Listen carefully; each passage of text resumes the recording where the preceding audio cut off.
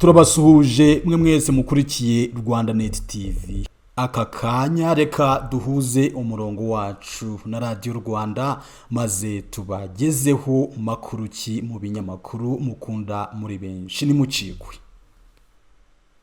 Reka tubahe ikaze mwese mu kiganiro cya none mumaze kubyumva mu kirango ni ikiganiro makuru cy'umunyamakuru mugezweho nanjye Nyirarukundo Xavera na nisingizwe Alain Jean Baptiste. Reka twanzikire ku byanditswe ku Rwanda Alain by'umwihariko ku nkuru yabaye kimomo hagati muri iki cyumweru ya guverinoma nshya ikuruwe na Dr Justin Nsengiyumva. Ni inkuru yasamiwe hejuru n'ibinyamakuru n'ibitangazamakuru binyuranye nkaho mu kinyamakuru The New Times bagize bati amasura mashya ni muri guverinoma nshya yashyizweho na Perezida Kagame. Mu gitangazamakuru Kigali Today naho bati guverinoma nshya Minaloke Minisiteri y'Ibidukikije zahawe abaminisitiri bashya. No mu mvaho nshya bagize bati icyizere nagiriwe ntabwo kizaraza amasinde niko Minisitiri w'Intebe mushya yavuze. Ku rubuga rwa RB.co.rw bati Perezida Kagame yasabye abayobozi guhora bisuzuma. N'ibindi binyamakuru n'ibitangazamakuru binyuranye byagarutse kuri iyi nkuru byandika ko iyi guverinoma nshya yashyizweho ku mugoroba w'ejo bundi kuwa kane nyuma y'uko Minisitiri w'Intebe mushya Dr Justin Nsengiyumva yari yashyizweho mbere yaho kuwa gatatu w'iki cyumweru. Ubwo yakiraga indahiro ya Minisitiri w'Intebe Dr Justin Nsengiyumva ndetse n'iz'abagize guverinoma yose akuriye, Perezida Paul Kagame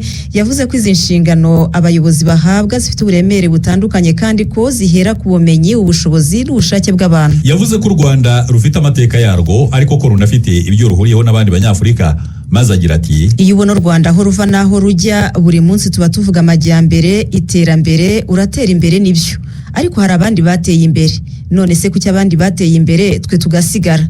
Kuki twasigaye inyuma? Hari impamvu ishingiye ku kuntu tunatandukanye, naho ubundi iyo tutaza kuba dutandukanye gutyo natwe tuba duteye imbere.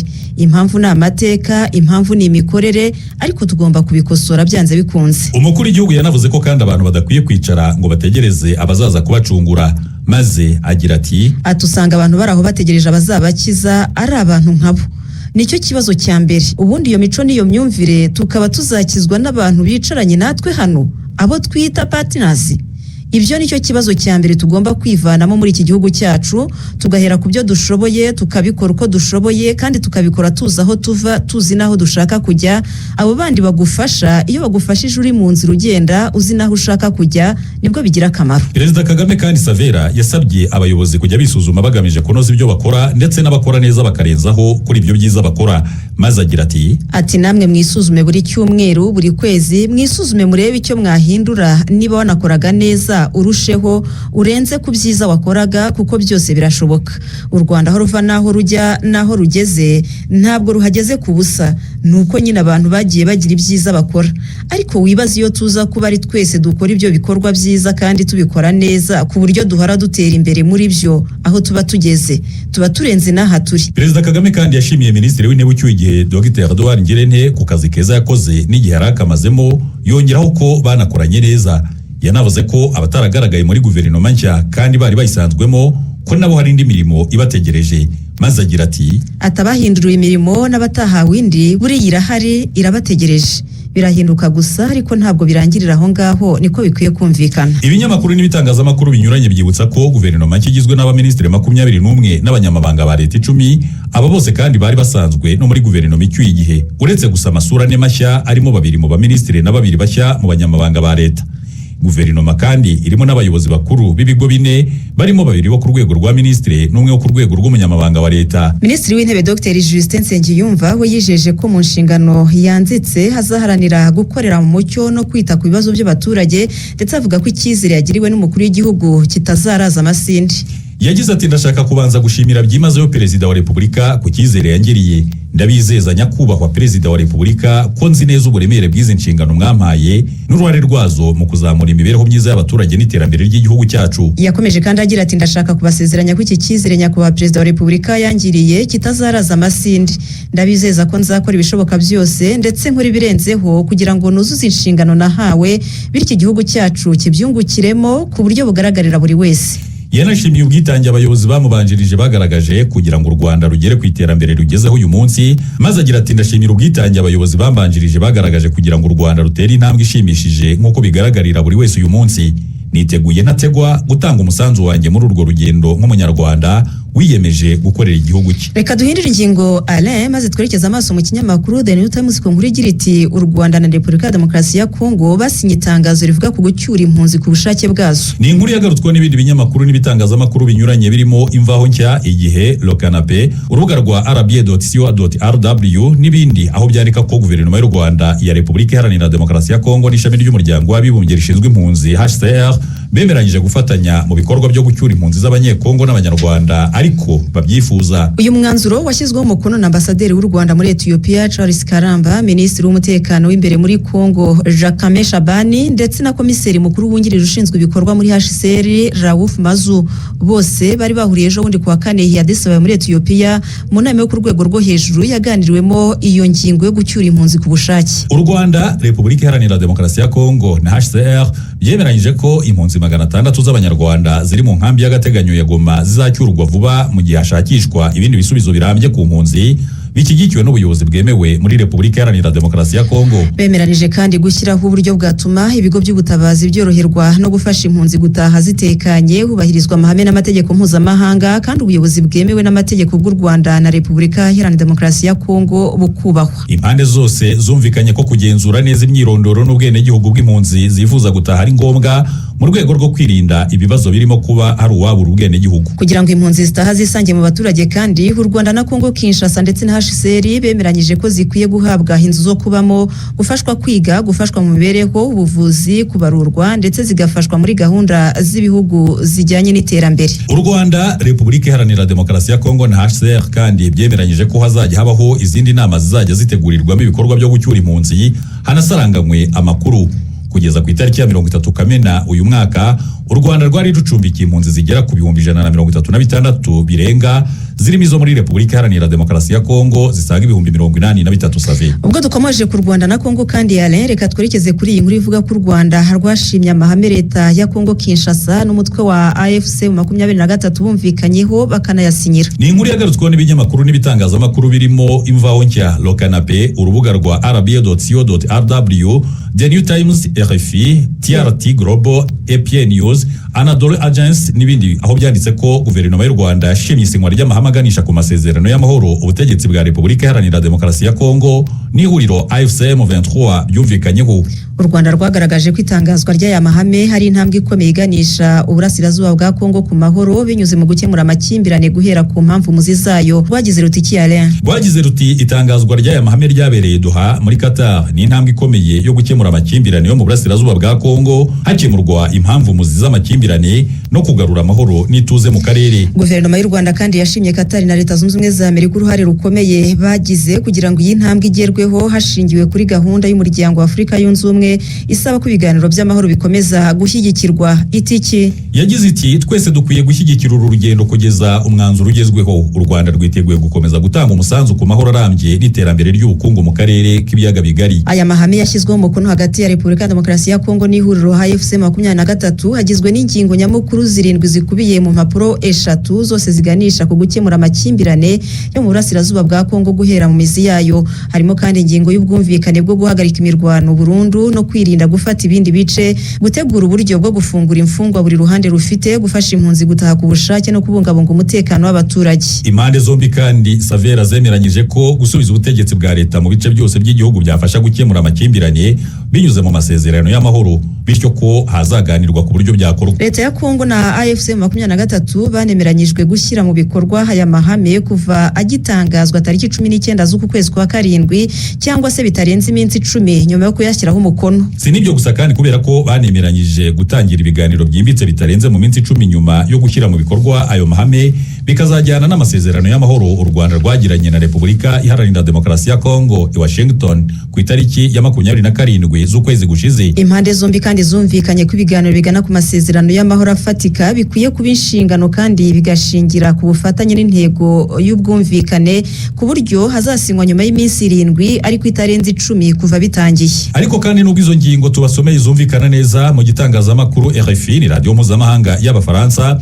ho banditse ko nyuma y'itangazwa ry'amahame aganisha ku masezerano yasinywe Doha kuwa 6 ushize hagati ya Repubulika Iharanira Demokarasi ya Kongo n'umutwe wa AFC M23, impande zombi zikomeje gutanga ibisobanuro bitandukanye ku ngingo zimwe na zimwe zigize ayo masezerano. Kigaruka kuri iyi nkuru y'igitangazamakuru RFI cyateruye kigira kiti ibibazo byaravutse nyuma y'isinywa ry'itangazo ry'amahame hagati ya Repubulika ya Demokarasi ya Kongo na M23. Imwe mu ngingo yagiye igarukaho cyane nijyanye no gusubizaho ubutegetsi bwa leta. Iri hame ryavuzweho ariko ntiryasobanurwa. Icyakora ngo ibiganiro birambuye birivugaho biteganyijwe mbere y'uko hasinywa amasezerano arambye y'amahoro hagati ya Repubulika Iharanira Demokarasi ya Kongo n'ihuriro AFC M23. RFI kandi yibutsa ko n'ubwo iyo ngingo yavuzweho bisa n'igoranye kuyumva no kuyishyira mu ngiro kubera ko mu bice ngo byigaruriwe na AFC 23 iri huriro ryamaze gushyiraho ubuyobozi buhayobora burimo abaguverineri ndetse n'ubungu biri huriro ngo rirateganya no gushyiraho uburyo bw'ifaranga bwigenga rikoreshwa n'abaturage bo mu bice rigenzura. Ikindi kandi RFI ivuga nuko ngo abantu bakwiye kumenya ko AFC 23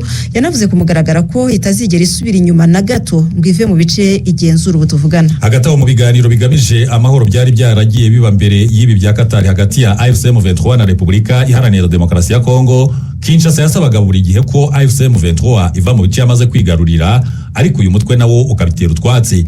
Ubu rero mu itangazo ryasinywe kuwa gatandatu hagati y'impande zombi ijambo retrait risobanuye gusubira inyuma kwa AFC M23 ntaho rivugwa, ntiryigeze rikoreshwa. Havugwa gusa gutanga agahenge gahoraho mu mirwano no guhagarika kwigarurira ibindi bice save. Biteganyijwe ko ikibazo cy'ukuntu AFC 23 izava mu bice yigaruriye kizaganirwaho mu bindi biganiro bigomba gutangira bitarenze tariki 8 z'uku kwezi gutaha kwa 8 hagamijwe gusinyana amasezerano ya nyuma y'amahoro bitarenze tariki 17 z'uko kwezi gutaha kwa 8. Tukiri kuri ingingo kandi Savera, umuryango w'abibumbye watangaje ko wishimiye intambwe yatewe na Repubulika Iharanira Demokarasi ya Kongo n'umutwe wa AFC M23 uvuga ko biganisha ku mahoro arambye mu karere. Mu butumwa yanyujije ku rukuta rwa X yahoze ari Twitter, umunyamabanga mukuru Antonio Guterres yavuze ko Loni ikomeje kwiyemeza gushyigikira ibikorwa byose bigamije amahoro, kurinda abasivile no kugarura umutekano mu gihugu cya Kongo ifatanyije n'inzego za leta, imiryango y'akarere ndetse n'abafatanyabikorwa mpuzamahanga. Guterres yagize ati nishimiye isinywa ry'ingingo z'amahame hagati ya Repubulika Iharanira Demokarasi ya Kongo na AFC M23. Yavuze kandi ko Loni izakomeza gushyigikira imbaraga zose zigamije amahoro, kurinda abaturage no kongera kugarura ituze muri Kongo, ikorana bya hafi n'inzego z'igihugu n'abandi bafatanyabikorwa. Iyi ngingo y'amahoro kandi iranatwerekeza muri Kigali Today aho banditse ko umunyamaroke Si Mohamed Rafik ari we wagaragaje ko u Rwanda rukwiye kubera ibindi bihugu urugero mu bumwe n'amahoro. Yabigarutseho mu nama mpuzamahanga yabereye i Kigali mu mpera z'icyumweru gishizeho uyu munyamaroke Si Mohamed yashimye imiyoborere myiza y'u Rwanda, avuga ko bimwe mu by'umubano wa Maroc n'u Rwanda wubakiyeho harimo no kubumbatira umuco w'amahoro ndetse no kusakaza ahandi ku isi. Mu magambo ye bwite ati igihugu cyanyu cy'u Rwanda cyabashije kurenga ibihe bibi n'amateka mabi cyanyuzemo maze cyubakira ku ndangagaciro z'umuco zihuje abaturage b'iki gihugu mu bwumvikane, mu biganiro, mu kubana mu mahoro. Ibyo byose nibyo byatumye u Rwanda rugera ku mutekano utangwaho urugero uyu munsi ahantu hatandukanye ku isi kubera ubumwe bw'abatuye iki gihugu. Reka duhindure ingingo. Ishami rya Loni ryita ku biribwa PAM ryavuze ko niritabona inkunga ya miliyoni 10 z'amadolari bitarenze ukwezi kwa 9 uyu mwaka rizahagarika amafaranga risanzwe ryoherereza impunzi n'abasaba ubuhungiro hano mu Rwanda. Iri shami rya Loni, ishami ry'u Rwanda rivuga ko mu kwezi gushize kwa gatandatu ryahaye ibiribwa abantu basaga 124 barimo impunzi n'abasaba ubuhungiro, ifasha abandi 635 muri gahunda yo kwigira. Inkuru dukesha Igihe kavuga yuko PAM yasobanuye ko bitewe n'inkunga zagabanyutse imaze igihe igabanyije ku gipimo cya 50% amafaranga yoherereza impunzi, nubwo zabyinubiye zigashaka ubundi buryo zabaho burimo gufata amadeni, abakuru bagaharira abana amafunguro. Yanatanze integuza igira iti hatabonetse andi mafaranga PAM izahagarika ubufasha bwo kohereza amafaranga muri Nzeri uyu mwaka. Umuyobozi wa PAM mu Rwanda Andrea Banyoli mu kwezi gushize kwa gatandatu yavuze ko hari impunzi zifata ibindi byemezo bikomeye bitewe no kugabanywa kw'amafaranga zigenerwa, birimo kugurisha imitungo, gukura abana mu mashuri ndetse no gutaha nyamari wabo hakiri ibibazo. Yagize ati mu Rwanda impunzi 120 zihabwa ibyo zirya buri munsi na PAM, ariko ibyuho by'inkunga byatumye ibyo zirya bigabanuka. Ibiribwa bike bituma impunzi zifata ibyemezo bishengura umutima nko kugurisha imitungo, gukura abana mu mashuri cyangwa gutaha nubwo iwabo haba hakiri ibibazo save. PAM kandi igaragaza ko kugira ngo ibikorwa byayo byo gufasha impunzi kubona ibiribwa kuva muri uku kwezi kwa 7 kugeza mu kwezi kwa 12 uyu mwaka bigende neza, ikeneye nibura miliyoni 13 na miliyoni 300 z'amadolari y'Amerika, bingana na 58% by'ibikorwa byayo byose. Ni mu gishami rya Loni ryita ku mpunzi HCR ryo rigaragaza ko kugeza ku itariki ya 30 z'ukwezi gushize u Rwanda rwari rucumbikiye impunzi n'abasaba ubuhungiro basaga 136 bari biganjemo abaturutse muri Repubulika Iharanira Demokarasi ya Kongo n'u Burundi. Reka ibyanditswe ku Rwanda tubyanzure kuri iyi nkuru ivuga ko kwicara cyane burya ngo bingana no kunywa itabi. Alain, byavuzwe na Minisitiri w'Ubuzima Dr Sabin Nsanzimana wasobanuye ko kwicara cyane bingana no kunywa itabi kubera ko byongera ibyago byo kurwara indwara zitandukanye zirimo guturika k'udutsi duto tw'ubwonko, indwara z'umutima n'izindi. Abinyujije ku rubuga rwa X yahoze ari Twitter, Minisitiri Sabin Nsanzimana yavuze ko kwicara cyane byongera ibyago byo kurwara indwara z'umutima ku kigero cya 35%, guturika udutsi duto tw'ubwonko ku kigero cya 14%,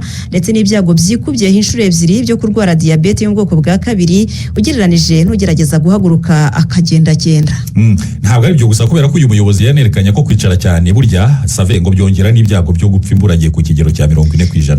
Icyo kirahanitse. Dr Sabin Nsanzimana yavuze ko ibyiza ari uko umuntu nibura yajya agerageza guhaguruka buri saha, maze agira ati ki Alain, yagize ati buri minota 60 wicaye haguruka, amasaha 6 ku munsi wicaye byongera ibyago niyo wakora siporo nyuma. 40% ibyago byo gupfa. Ni mu gihe kandi muri 2023 ikigo cy'igihugu cy'ubuzima RBC cyatangaje ko mu Rwanda barenga 390 barwaye indwara ya diabete. Turacyabasomera ibyasohotse mu nyamakuru n'itangazamakuru bitandukanye. Twerekeze ku byanditswe hanze y'u Rwanda duhereye muri Cameroon. Abantu 81 haribo batanze inyandiko zibemerera kuzahatana mu matora y'umukuru w'icyo gihugu cya Cameroon ateganyijwe mu kwezi kwa 10 uyu mwaka. Save ngo uyu mubare nagahigo katigeze kabaho mu mateka y'icyo gihugu kuva cyabona ubwigenge mu 1960. Mu madosiye yakiriwe na komisiyo y'amatora harimo n'iy'umukambwe Paul Biya w'imyaka 92 y'amavuko, ikabamo 43 amaze ku butegetsi yagiyeho mu 1982. Icyo gihe akaba yarasimbuye perezida wa mbere Ahmadou Ahidjo wari weguye. Paul Biya ngo arashaka manda ya 8. Ni inkuru yanditsweho n'ibinyamakuru hamwe n'ibitangazamakuru bitandukanye byo hirya no hino ku isi, nkaho The Africa Report yateruye igira iti ki Alain, yateruye igira iti abakandida 81 bizeye kuzahangana mu matora na perezida ushaje cyane ku isi Paul Biya w'imyaka 92 y'amavuko. Muri People's Dispatch bo banditse bagira bati ki, bo bagize bati ku myaka 92 Paul Biya yatangaje kandidatire ye muri manda ya 8 kugira ngo akomeze gutegeka Cameroon. The Guardian yo yanditse yibaza iti perezida ushaje cyane ku isi arakiyumvamo ubushobozi bwo gukomeza guhatana mu matora, hari umuntu wabasha guhangana nawe se akamuvutsa intsinzi? Naho muri France 24 inkuru bayihaye umutwe ugira uti Paul Biya wa Cameroon, perezida uruta bagenzi be bo ku isi mu myaka y'amavuko, arahabwa amahirwe n'ubundi mu gihe ashaka manda ya 8. N'ibindi binyamakuru n'ibitangazamakuru birimo Africa News, Africa Intelligence, Al Jazeera, Global Times na RFI nabyo byanditse bitangarira umubare munini w'abafite akayihayo ko gushyigura Paul Biya mu ntebe yicayemo kuva mu 1982. Urutonde rwa kandidatire zizaba zafashwe ruzatangazwa ku itariki ya 11 z'ukwezi gutaha, naho ibikorwa byo kwiyamamaza bizatangire ku itariki ya 27 z'ukwezi kwa 9 birangire ku ya 11 z'ukwezi kwa 10, habura umunsi umwe gusa ngo amatora nyirizina be bizaba ari ku itariki ya 12 z'ukwezi kwa 10 muri uyu mwaka. Mu matora aheruka yo muri 2018 Paul Biya yatsinze ku majwi arenga 70%, ariko ntibyavugwagaho rumwe. N'amatora yaranzwe n'ibirego by'ubujura bw'amajwi, ubwitabire buri hasi ndetse n'urugomo. Manda imwe y'umukuru w'igihugu muri Cameroon ubundi n'imyaka 7 ya Alain. Yego, reka dukomereze mu majyepfo y'umugabane wa Afurika mu gihugu cya Mozambique, aho umunyepolitiki uza kwisonga mu batavuga rumwe n'ubutegetsi bwana Venancio Mondlane yarezwe mu nkiko ibyaha 5 birimo kwigomeka ku butegetsi no gushishikariza rubanda kwijandika mu bikorwa by'iterabwoba. Iyi nkuru ya Club of Mozambique, News 24, The Herald, Mirror, Guardian ndetse n'ibindi ikomeza ivuga ko ibi byaha byakozwe mu myigaragambyo n'imvururu byabaye nyuma y'amatora yo mu mwaka ushize hariya muri Mozambique. Nyirubwite Mondlane avuga ko yibasiwe n'ubutegetsi bw'ishyaka rya Frelimo kubera ko yatinyutse kwamagana uburiganya bukabije bwabaye muri ayo matora yo mu kwezi kwa 10 mu mwaka ushize. Na amatora yatsinzwe na Daniel Chapo wo muri iryo shyaka ryanakomokagamo na perezida wa cyuye Filipe Nyusi. Uyu Daniel Chapo mu matora aheruka yabonye amajwi 71% mu gihe Mondlane we yagize 20.32%. Nyuma y'ayo matora kandi Mondlane yakoresheje imyigaragambyo yamaze amezi menshi muri icyo gihugu, hiza kuba mu rugomo rwahitanye abantu bagera muri 400 n'abandi 600 barakomereka. Abashinzwe umutekano batungwa agatoki kuba barakoresheje imbaraga z'ikirenga n'ikimenyimenyi. Hari 31 muri bo bagejejwe imbere y'ubutabera aho bari kubibazwa n'amategeko. Ubwo Mondlane yitabaga urukiko kuwa 2 w'iki cyumweru yashinje guverinoma ya Chapo gutatira igihango bagiranye mu kwezi kwa 3 uyu mwaka, ubwo bombi basinyaga amasezerano y'amahoro yaje kugeza ku mavugurura mashya n'itegeko ry'ubwiyunge byemejwe mu kwezi kwakurikiyeho. Nta tariki yatanzwe y'igihe urubanza ruzaberaho, ariko hagati aho uyu munyapolitiki aridegembya n'ubwo ubutabera butamuvanaho ijisho. Naho umuryango w'abibumbye wo uravuga ko intego z'iterambere rirambye zikomeje gukomwa mu nkokora n'intambara z'urudaca hamwe n'umwuka w'amakimbirane biri hirya no hino ku isi ya rurema. Nk'uko byanditswe na African News, izi impungenge zagaragajwe n'umunyamabanga mukuru Antonio Guterres ubwo ku wa mbere w'iki cyumweru yagezaga ijambo ku bari bitabiriye inama yo mu rwego rwo hejuru ku iterambere rirambye. Inama yabereye New York muri Leta Zunze Ubumwe za Amerika, hari icyicaro cy'uyu muryango ayoboye wa Loni. Bwana Guterres yasabye abatuye isi kugira ibakwe mu byo bakora kandi mu buryo bwagutse bakaramira gahunda bihaye yo kugera kuri izo ntego z'iterambere rirambye. Inama y'i New York kandi ifatwa nk'urubuga rwo gusubiza amaso inyuma hagasuzumwa aho ibihugu binyamuryango bya Loni bigeze bisohoza gahunda byihaye yo kugeza muri 2030. Guterres yagize ati intego z'iterambere rirambye ntabwo ari inzozi, ni gahunda yashyizweho igamije kubahiriza ibyo twijeje abaturage batagira kivurira bakaba bugarijwe n'ibibazo kuruta abandi, tukabikora nk'amagirirane kandi tunazirikana ko bazabaho nyuma yacu. Raporo ya Loni iheruka gusohorwa ivuga yuko 35% by'izo ntego z'iterambere rirambye ari byo biri mu nzira yo kuba byagezweho muri 2030. Iyi nkuru rero inanzura yibutsa ko muri 2015 aribwo abayobozi batandukanye bo ku isi bemeranyije kuri gahunda y'iterambere rirambye nk'uburyo bwakurikizwa mu guca ubukene ku isi, kubungabunga uyu mubumbe dutuyeho no kurwanya ubusumbane aho buva bukagera. Tukiri mu gitangazamakuru African News, reka tubasomere n'iyi nkuru ivuga ko urukiko mpuzamahanga rw'ubutabera rw'umuryango w'abibumbye rwatanze imbuzi yuko kunanirwa guhangana n'imihindagurikire y'ikirere bizajya bifatwa nko kwica amategeko mpuzamahanga. Hari kuwa gatatu w'iki cyumweru ubwo uru rukiko rwa ICJ ruriraye mu Buholandi rwavugaga ko umunyamuryango wa Loni utazabasha kurinda isi ingaruka z'imihindagurikire y'ikirere azajya yirengera inkurikizi zo kuribata amategeko mpuzamahanga, kandi ngo izi nkurikizi zizaba zihenze cyane. Uru rukiko rwagaragaje ko hari ibihugu bizahazwa n'uko ibindi bihugu byabaye tereriyo mu bijyanye no kudahumanya ikirere. Ibyo bihugu bya nyirabayazana ngo bizajya bihatirwa gutanga indishyi byanze bikunze. Naho impirimbanyi zo kurengera ikirere zishimiye iki cyemezo cy'urukiko rwa ICJ cyane aho kivuga ko kuba hasukuye hazira umuze kandi mu buryo burambye nabyo burya ngo ari uburenganzira bwa Morosave. Uru rukiko rwa ICJ kandi rwafashe uwo mwanzuro ku kirego rwashyikirijwe n'igihugu cya Vanuatu cyo mu nyanja ya Pacifique, aho cyari gishyigikiwe n'ibindi bihugu bisaga 130 byose. Mu gihe urukiko rwa ICJ rwanzuraga gutyo, impirimbanyi zo kurengera ikirere zari zakoraniye hanze yarwo zitwaje ibyapa byanditseho amagambo arimo agira ati inkiko zatwumvise, itegeko rirasobanutse, leta zigomba guhita zigira icyo zikora kuva aka kanya. Itegeko rirasobanutse. Hagati aho kandi abandi baturage bari bagiye kumva umwanzuro w'ikirego cya Vanuatu byarangiye ariko bamwenyuye kandi bahoberana, gusa ntibirasobanuka neza niba ibihugu byose bizubahiriza uyu mwanzuro w'urukiko rwa ICJ. Dukomeza n'iki kiganiro Savera twerekeza amaso muri BBC News Africa, aho banditse ko perezida wa Eritrea Isaias Afwerki yasabye umuturanyi Ethiopia kudakomeza kwenyegeza umwuka w'intambara mu karere baherereyemo k'ihembe rya Afurika. Umubano hagati y'ibihugu byombi wakomeje kuba mu manegeka kuva Eritrea yabona ubwigenge bwayo nyuma yo kwipakurura Ethiopia mu 1993, ibyatumye Ethiopia hitongera gukora ku nyanja. Ibi bihugu kandi byarwanya intambara ikaze bipfa umupaka wabyo kuva mu 1998 kugera mu 2000. Iyi ntambara yisasira imbaga ku mpande zombi, nubwo izi mpande zasinyanye amasezerano y'amahoro muri 2018, ukwishishanya kwarakomeje hagati yazo. Guverinoma ya Eritrea ikavuga yuko yatangiye kuryamira amajanja nyuma y'aho Ethiopia ivugiye ko byanze bikunze ishaka kongera gukora ku nyanja. Perezida Afwerki wa Eritrea yaburiye Minisitiri w'Intebe wa Ethiopia Abiy Ahmed ko atazigira na rimwe hakangwa n'ubwinshi bw'abanya-Ethiopia ubabarirwa muri miliyoni 130, mu gihe abanya-Eritrea bo ari miliyoni 3 n'igice. Uyu muyobozi wa Eritrea kuva yabona ubwigenge mu myaka isaga 30 ishize yatsindagiye ko igihugu cye cyiteguye kwirwanaho bibaye ngombwa ko rwambikana. Ntabwo byoroshye gushaka kongera kugira ubuhumekero binyuze mu kugira icyambu ku nyanja byatumye Ethiopia yumvikana n'intara ya Somaliland yitandukanyije na Somalia, nubwo itaremerwa ku rwego mpuzamahanga. Ibi byanarakaje cyane Somalia, igera naho ivuga ko bibaye ngombwa yarwana na Ethiopia. Niko yavuze. Muri Senegal ho inzego z'umutekano zishinzwe kurwanya ibyaha bikorwa hifashishijwe ikoranabuhanga rya interinete zataye muri yombi umugabo ukekwaho gucucura abantu 5,000. Nk'uko byanditswe na RFI, uyu mugabo yafashwe mu cyumweru gishize nyuma y'igihe kirekire cyari gishize ashakishwa na polisi. Yari yaragejejweho ibirego kuva muri 2018. Abakiri bato b'abajene nibo biganje mu barimanganyijwe kuri internet, aho uyu mugabo yabakangishaga gushyira ku karubanda amashusho yabo y'urukozasoni. Ubwo kandi ni nako yasabaga buri wese kumuha make ashoboka nibura amayero 300 kugira ngo atamwandagaza. Aya arasaga gato 500 uyavunje mu manyarwanda. Aha, polisi kavuga yuko yamaze imyaka 6 ihigisha uruhindu uwo mugabo birangira higuye ku witwa Eli Haji Babakari Diumu, n'umugabo w'imyaka 38 y'amavuko ale, hakaba tuyidakari mu rwa mukuru wa Senegal. Iperereza ryimbitse ryahise ritangizwa kugira ngo hashakishwe banyamwongera bibi bafatanyaga muri icyo gikorwa cyiswe business icira inoti.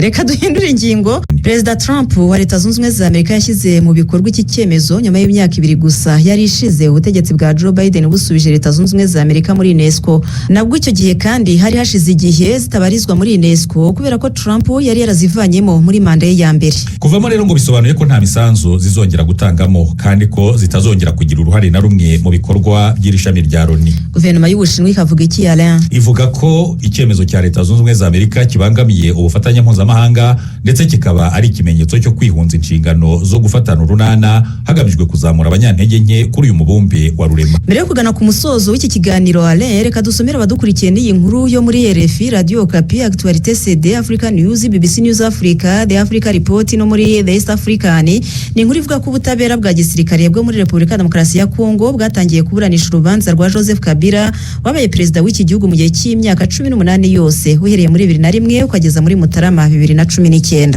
Ni inkuru yakozwe n'ibinyamakuru n'ibitangazamakuru bitandukanye birimo na Radio Okapi yagize iti urubanza rwabaye perezida Joseph Kabila rwatangiye mu rukiko rukuru rwa gisirikare. RFI na Actualité CD nabo batiki Alain. Bati muri Repubulika Iharanira Demokarasi ya Kongo haravugwa itangizwa ry'urubanza rwa Joseph Kabila kuri uyu wa gatanu mu rukiko rukuru rwa gisirikare i Kinshasa. Africa News yita urubanza rwa Joseph Kabila rwe rutegerejwe cyane muri Kongo Kinshasa rwatangiye kuburanishwa n'ubwo nyir'ubwite bititezwe ko azarubonekamo. Ibi binyamakuru n'ibitangazamakuru bikabanza kwibutsa ko mu kwezi kwa gatanu uyu mwaka aribwo Sena yabarizwagamo nka senateri ubuzima bwe bwose yamuvanyeho ubudahangarwa ibisabwe n'ubushinjacyaha bw'igisirikare. Ubushinjacyaha umushinja uruhuri rw'ibirego bibumbiye hamwe mu kiswe umwanzi w'amahoro. Ibyo birego birimo ubugambanye, kujya mu mutwe wigometse ku butegetsi, kurwanya amahoro n'umutekano w'inyokomuntu, kugambirira kumena amaraso, ihohotera rishingiye ku gitsina, yicarubozo, gutwara abantu bunyago ndetse n'ibindi. Alain, uru rubanza rukimara gutangizwa ejo hashize urukiko rwa gisirikare rwasobanuye ko Joseph Kabila aregwa n'itegeko nshinga rwahise rwimurira iburanisha mu cyumweru gitakwa itariki ya 31 z'uku kwezi. Iyi nkuru gasoza ivuga ko Joseph Kabila Kabange atazagaragara mu rukiko kubera ko amaze imyaka 2 yibera mu buhungiro. Reka twanzurire muri ruhago aho Africa News yanditse ko igihugu cya Maroc gikomeje imyiteguro yo kuzakira igikombe cy'isi cya 2030 aho bizaba bibaye ubwa kabiri iki gikombe gikinirwa ku mugabane wa Afrika nyuma y'icyo muri 2010 cyabereye muri Afrika y'Epfo Save. Ubu ngo Maroc yamaze guteganya akayabo ka miliyari zisaga 4 z'amadolari ya Amerika zakoreshwa mu kuvugurura ibibuga by'indege bikajyana n'igihe. Ibi ngo biri mu rwego rwo kongera ubushobozi bw'ibyo bibuga by'indege aho bugomba kugera ku kwakira abagenzi miliyoni 80 bavuye kuri miliyoni 38 babinyuragaho buri mwaka. Maroc izaberamo imwe mu mikino y'igikombe cy'isi zayifatanyije kwakira n'ibindi bihugu bibiri byo mu Burayi ari byo Espagne ndetse na Portugal. Iki gikombe cy'isi cyo muri 2030 kizaba kinizihiza imyaka 100 izaba ishize gitangijwe aho ku ikubitiro cyabereye muri Amerika y'Amajyepfo by'umwihariko mu gihugu cya Uruguay kuva ku itariki ya 13 kugera kuri 30 Nyakanga mu 1930. Icyo gihe kikaba cyaranasigaye aho muri Uruguay. Kitabiriwe kandi icyo gihe n'ibihugu 13 gitwarwa na Uruguay nk'uko barabivuze, itsinze ku mukino wa nyuma Argentine ibitego 4-2. Iba yanditse amateka yo kwibikaho igikombe cya mbere cy'isi. Yongeye kucyegukana ryari Alain? Yongeye kugisubira mu mwaka w'1950. Icyo gihe cyari cyabereye muri Brazil nabwo muri Amerika y'Amajyepfo. Ibi bikaba ari nabyo bibiri kugeza ubu Uruguay yibitseho. Nibyiheruka nibyo. Reka tubashimire cyane kubana natwe muri iki kiganiro. Kuwa gatandatu utaha tuzongera tubane ku masaha nkaya. Mukomeze mugire ibihe byiza mwese. Njyewe nitwa Nyirarukundo Xavera. Nanjye nitwa Nisingizwe Alain Jean Baptiste.